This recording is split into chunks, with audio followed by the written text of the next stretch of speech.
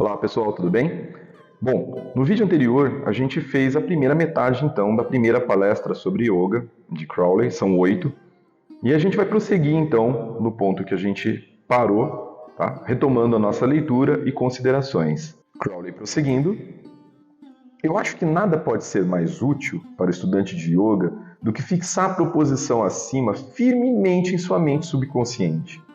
Há cerca de 9/10 do problema ao entender o assunto é todo esse sensacionalismo sobre o yoga ser misterioso e oriental. Os princípios do yoga e os resultados espirituais do yoga são demonstrados em todo acontecimento consciente e inconsciente, isto é, aquilo que está escrito no livro da lei. Amor é a lei, amor sob vontade, pois o amor é o instinto de unir, o ato de unir, percebe? Mas isso não pode ser feito indiscriminadamente. Deve ser feito sob vontade, isto é, de acordo com a natureza das unidades particulares envolvidas. O hidrogênio não tem amor pelo hidrogênio. Não é a natureza ou a verdadeira vontade do hidrogênio buscar unir-se a uma molécula de sua própria espécie. Entende? É indiscriminado. Ele só faz porque é a forma como isso acontece.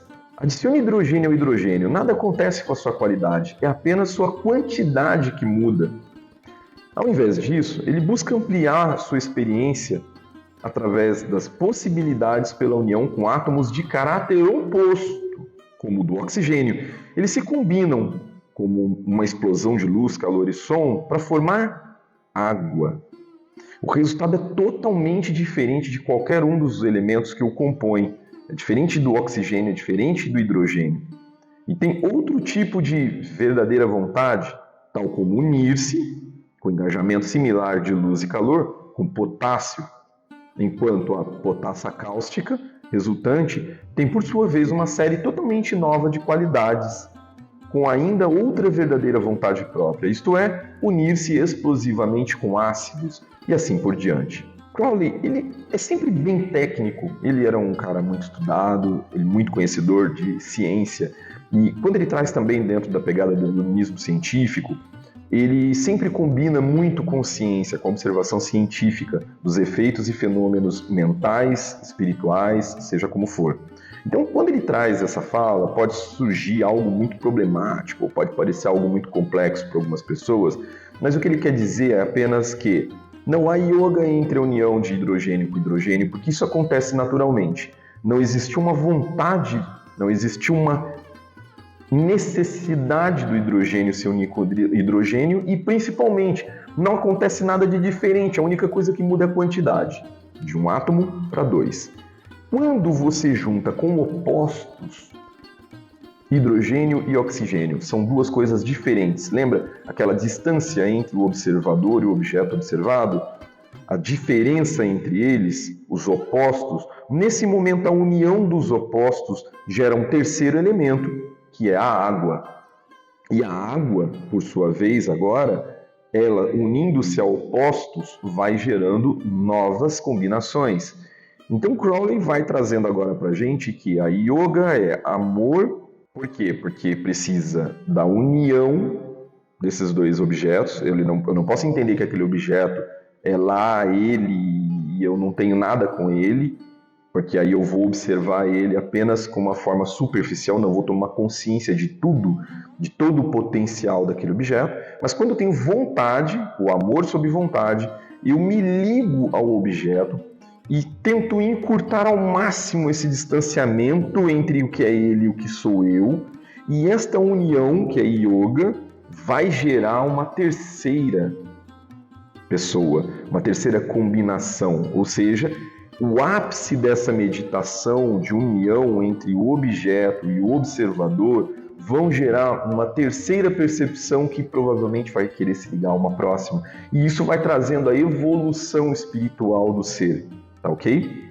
Pode parecer a algum de vocês que essas explicações arruinam o yoga, que eu o conduzi à categoria de coisas comuns. Esse foi o meu objetivo. Crowley provocativo como sempre. Não há sentido em ter medo do yoga, ser intimidado pelo yoga, ficar confuso, se sentir mistificado pelo yoga, ou se entusiasmar com o yoga. Se quisermos fazer algum progresso em seu estudo, precisamos de uma mente clara e da atitude científica impessoal. É especialmente importante não nos afligirmos com o jargão oriental.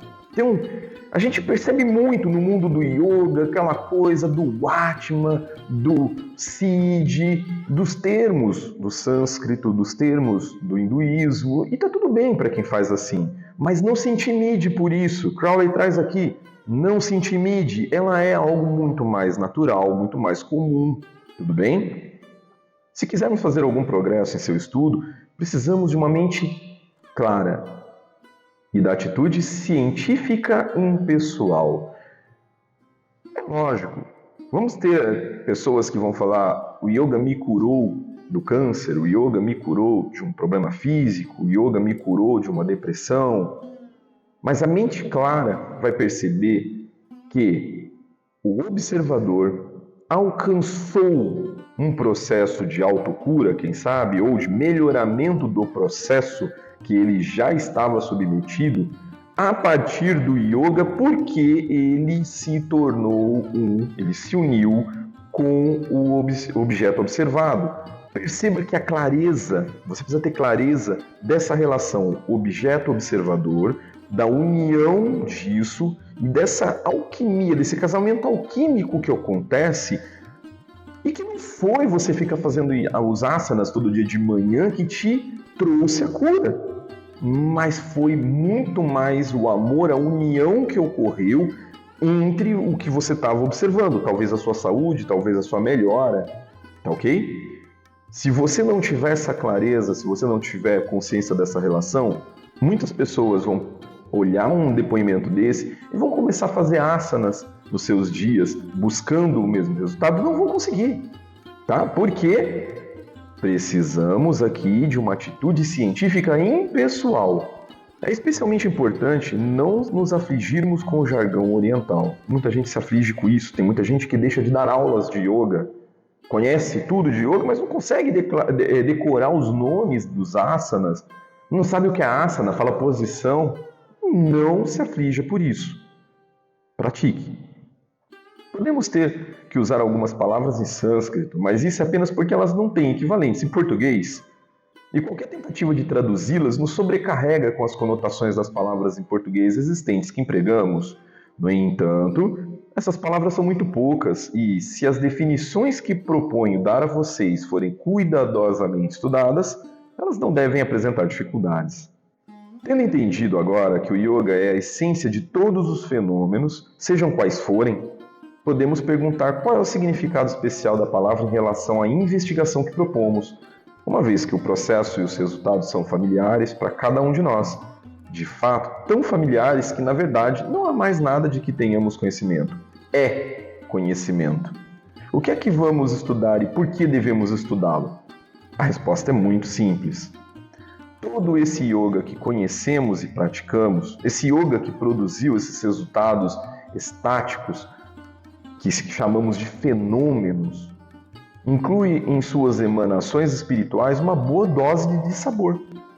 Quanto mais estudamos este universo produzido por nosso yoga, quanto mais coletamos e sintetizamos nossas experiências, mais nos aproximamos de uma percepção daquilo que o Buda declarou ser característico de todas as coisas componentes: sofrimento, mudança e ausência de qualquer princípio permanente. Constantemente abordamos sua enunciação das duas primeiras nobres verdades, que ele as chamava: tudo é sofrimento e a causa do sofrimento é desejo. Pela palavra desejo, ele quis dizer exatamente o que significa amor no livro da lei, que Crowley citou alguns momentos atrás. Desejo é a necessidade de cada unidade de ampliar sua experiência, combinando-se com a unidade oposta. Ou seja, eu desejo um carro. Na verdade, o que eu quero é ampliar a minha experiência quanto ser humano que só anda de duas pernas, numa velocidade que não dirige, que tem toda a minha capacidade humana de deslocamento, mas o desejo de ter um carro é a minha necessidade de ampliar a experiência, me combinando com o objeto oposto, que não sou eu. Quando a gente fala oposto, não é só antagônico, ou diferente, ele é diferente. Não sou eu, o carro não sou eu. Então, o desejo é me unir àquele oposto para eu ter experiência de deslocamento mais rápido, de direção, de vento no rosto, de som ligado, enfim, de tudo que aquilo pode me proporcionar. A causa do sofrimento é esse. Aí, por que é sofrimento? Porque tem a frustração do desejo inalcançado e tem a necessidade de se manter escravizado àquilo, ou seja, se vicia naquela sensação. Eu sou dependente daquela sensação. Eu tenho um carro, eu não consigo mais ir na padaria a pé. Ou eu não consigo andar 3 quilômetros a pé. Ou eu não consigo ir para outra cidade a pé. Eu não consigo ir para outro país a pé. Na verdade, você sempre conseguiu. Foi a única forma de deslocamento que você tem naturalmente. Mas o desejo que foi atribuído a ter aquele objeto carro acaba te trazendo o sofrimento de entender que você não é mais competente em viver e se deslocar sem aquele objeto. Consegue entender? Prosseguindo, é muito fácil elaborar toda a série de argumentos que culminam na primeira nobre verdade. Toda operação de amor é a satisfação de uma fome amarga, mas a satisfação só torna o apetite mais feroz. De modo que podemos dizer, com o pregador, aquele que aumenta o conhecimento, aumenta o sofrimento. A raiz de todo esse sofrimento está no sentido de insuficiência, a necessidade de se unir, de se perder no objeto amado. E é a prova manifesta desse fato. E é claro também que a satisfação produz apenas um alívio temporário, porque o processo se expande indefinidamente. Lembra quando a gente deu o exemplo do hidrogênio se junta com o oxigênio, vira água. A água agora quer se juntar com outra coisa, vira outra, e que essa quer se... Então, quando você se junta, você tem o desejo a primeira vez de ter a experimentação através de um outro objeto, isso vai gerar uma nova combinação que quer agora se unir a outra coisa. Então, o meu desejo de ter um carro, assim que suprido, vai gerar o meu desejo de estar numa estrada em alta velocidade. Estando na estrada em alta velocidade, vai me gerar o desejo de ter mais velocidade ou que a estrada seja melhor. Ao estar neste estado, vai me gerar o desejo de ir para outros lugares mais distantes. Percebe que é uma escalada. A cada desejo suprido, uma nova necessidade de ligação acontece. E por isso é sofrimento, porque é um ciclo infinito e indefinidamente de expansão. A sede aumenta conforme se bebe. Entende? Quanto mais você supre o desejo de união com a experimentação de outro objeto, mais você vai querer fazer isso. A única satisfação completa concebível seria o yoga do átomo com o universo inteiro. O que é impossível. Esse fato é facilmente percebido e tem sido constantemente expresso nas filosofias místicas do Ocidente. O único objeto é a união com Deus. É claro que só usamos a palavra Deus porque fomos criados na superstição. E os filósofos superiores, tanto no Oriente como no Ocidente, preferiram falar da união com o todo ou com o absoluto. Mais superstições. Crowley, nesse aspecto, ele coloca aqui, tanto faz você chamar de Deus como chamar de todo ou de absoluto, e vai ser apenas superstição. O que ele traz aqui nos dá o sentido de que a ideia seria você não se unir com tudo através do yoga, mas unir-se com o nada. Aí é um conceito super difícil, porque na verdade é você utilizar as coisas sem o desejo das sensações que as coisas te trazem, ou seja, vai cair lá naquela coisa do desapego, tá? Mas vamos evoluindo. Muito bem. Então não há dificuldade alguma, já que cada pensamento em nosso ser, cada célula em nossos corpos, cada elétron e próton de nossos átomos, nada mais é do que yoga e o resultado de yoga. Tudo o que precisamos fazer para obter emancipação, satisfação, tudo o que queremos é realizar essa operação universal e inevitável sobre o próprio absoluto. Alguns dos membros mais sofisticados deste meu público podem estar pensando que há uma pegadinha em algum lugar. Eles estão perfeitamente certos. O problema é simplesmente esse. Cada elemento do qual somos compostos está, de fato, constantemente ocupado com a satisfação de suas necessidades particulares, por seu próprio yoga particular. Mas, por essa mesma razão, ele está completamente obcecado por sua própria função, que ele naturalmente considera como a finalidade máxima de sua existência. Por exemplo, se você pegar um tubo de vidro aberto nas duas extremidades e colocá-lo sobre uma abelha na vidraça, ela continuará batendo contra a janela até o ponto de exaustão e morte, em vez de escapar pelo tubo. Não devemos confundir o funcionamento automático necessário de qualquer um dos nossos elementos com a verdadeira vontade, que é a órbita apropriada de qualquer estrela. Um ser humano só age como uma unidade devido a inúmeras gerações de treinamento. Processos evolutivos estabeleceram uma ordem mais elevada de ação iógica, pela qual conseguimos subordinar o que consideramos interesses particulares àquilo que consideramos ser do bem-estar geral. Nós somos comunidades e nosso bem-estar depende da sabedoria de nossas assembleias e da disciplina com a qual suas decisões são aplicadas. Quanto mais complicados somos, mais elevados estamos na escala da evolução. Mais complexa e difícil é a tarefa da legislação e da manutenção da ordem. Então Crowley agora traz uma coisa muito importante, que é todo yoga, toda união feita naturalmente pelas pessoas comuns é feito apenas com o seu objetivo principal, primordial. E, no caso aqui, a união com o todo, ela vai muito mais além. Ela vai na utilidade que nós temos como sociedade, como humanidade, como natureza, como ecossistema, entende?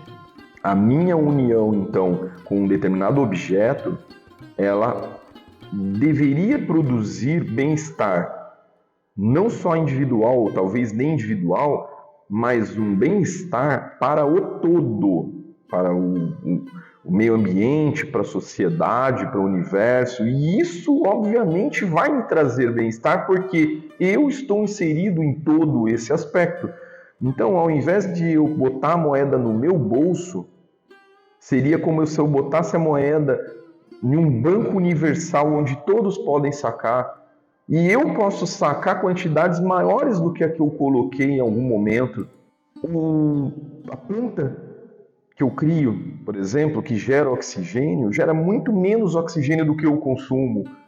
Mas ela tem o seu papel para o meio ambiente. Ela tem o seu papel para o local, para a iluminação, para os insetos, para o ecossistema. Então, quando você faz para o todo, você, inserido no todo, também recebe isso de volta. E é desta yoga que estamos falando, que é diferente da união apenas entre o Pedro e o desejo dele de ter um carro, e que só beneficia ele e talvez mais um ou dois da família dele ou próximos a ele. Crowley então prossegue. Em comunidades altamente civilizadas como a nossa, e entre parênteses, risos altos, está escrito, ele está tirando onda.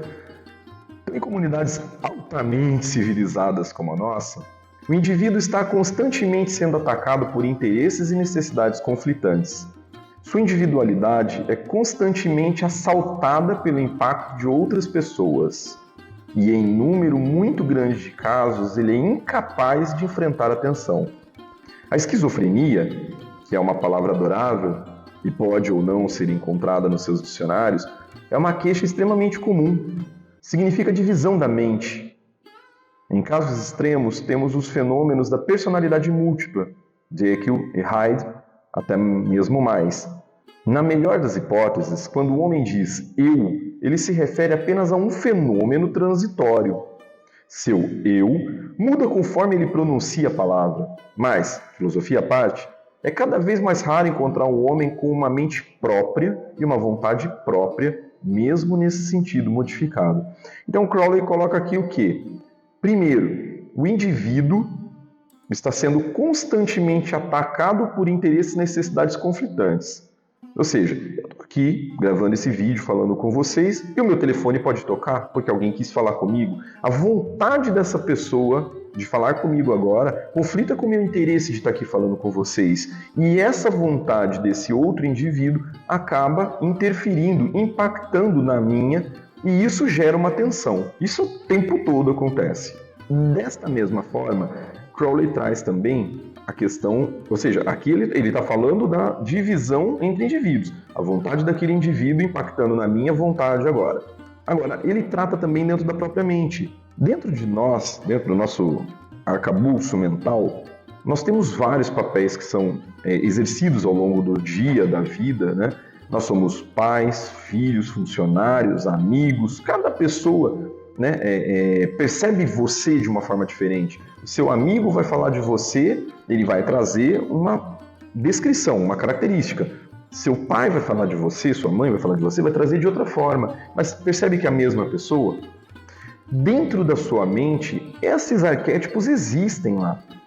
E eles se falam, se comunicam o tempo todo. Então, quando você está pensando acerca de um aspecto, o Pedro filho fala, nossa, mas isso ia ser muito legal para ir fazer tal coisa, né, para o pai, para a mãe. Aí o Pedro pai fala, não, mas isso não é muito responsável, porque ele pode se machucar, você pode se machucar, tal. E aí o Pedro funcionário vai falar, tem um custo. E percebe que a sua mente vai ter várias falas desses arquétipos que você exerce, desses papéis que você exerce naturalmente.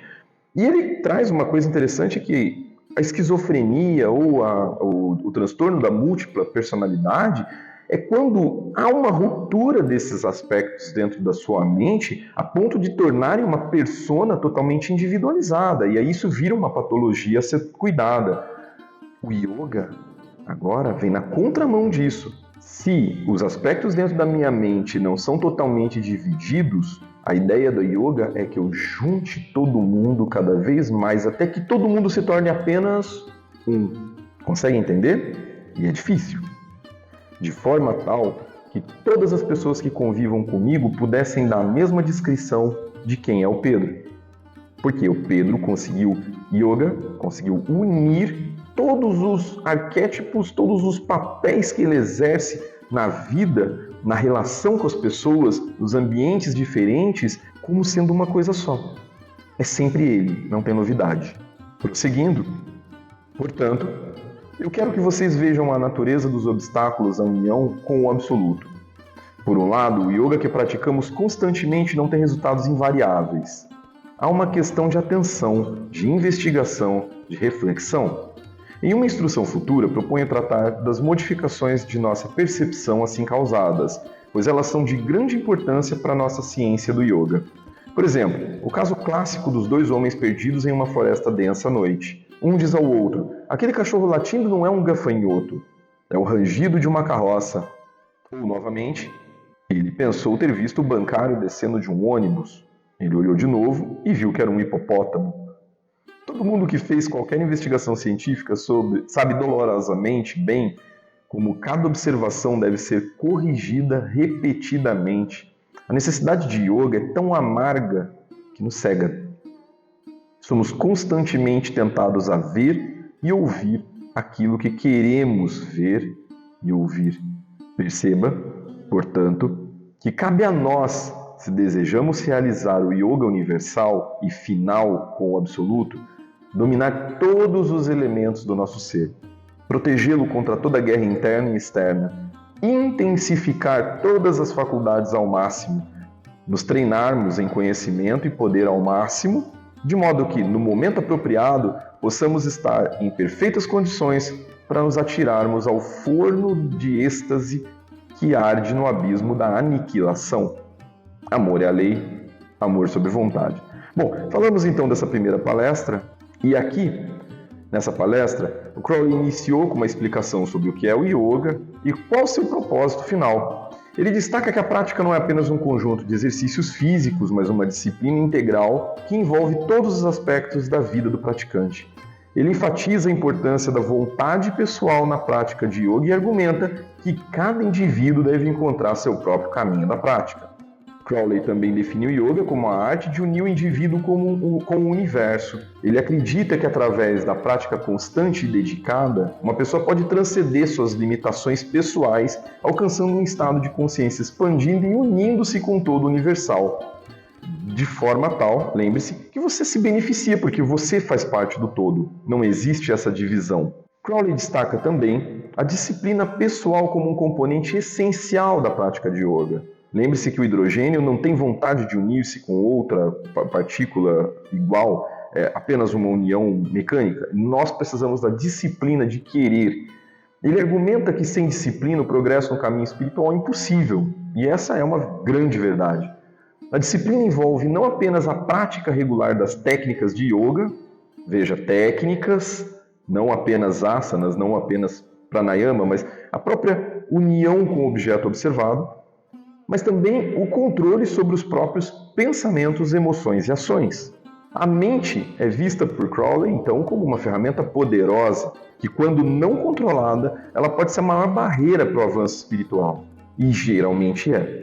Ele enfatiza a necessidade de treinar e controlar a mente através da concentração e meditação, de modo a utilizá-la de forma mais produtiva na busca pela união com o universo, com o todo. A concentração é a base para alcançar estados meditativos mais profundos e, eventualmente, a iluminação. E a iluminação é o quê? É você perceber a quebra do limite entre o eu e o outro, entre aquilo e isso, entre eu e o objeto, entre eu e a natureza, né? Deixar de ser o alecrim dourado e entender que você faz parte de um todo e que o todo faz parte de você.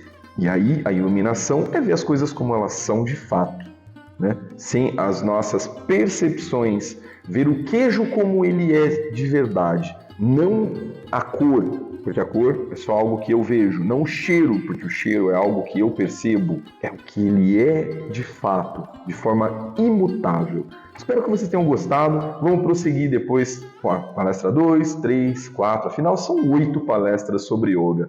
Mas diz aí nos comentários, você sabia dessa contribuição para o yoga, para o ocidente, feita por Crowley, que foi para a Índia, que teve um guru que praticou yoga na sua fonte e nos trouxe isso de uma forma muito mais simples e nos provocando. Pratique yoga. Yoga é a união com o todo, não é só asana, não é só pranayama, não é só dhyana, não é só asana, não é só, enfim, as técnicas. Ele não precisa de uma roupa de guru, ele não precisa que você fique sentado fazendo om, ele não precisa que você se fantasie, né, de yogi. É muito mais simples, é muito mais pé no chão, mas ao mesmo tempo muito mais complexo. Conta aí com a sua perspectiva em relação disso e aguarde os próximos capítulos. Valeu, gente. Até mais.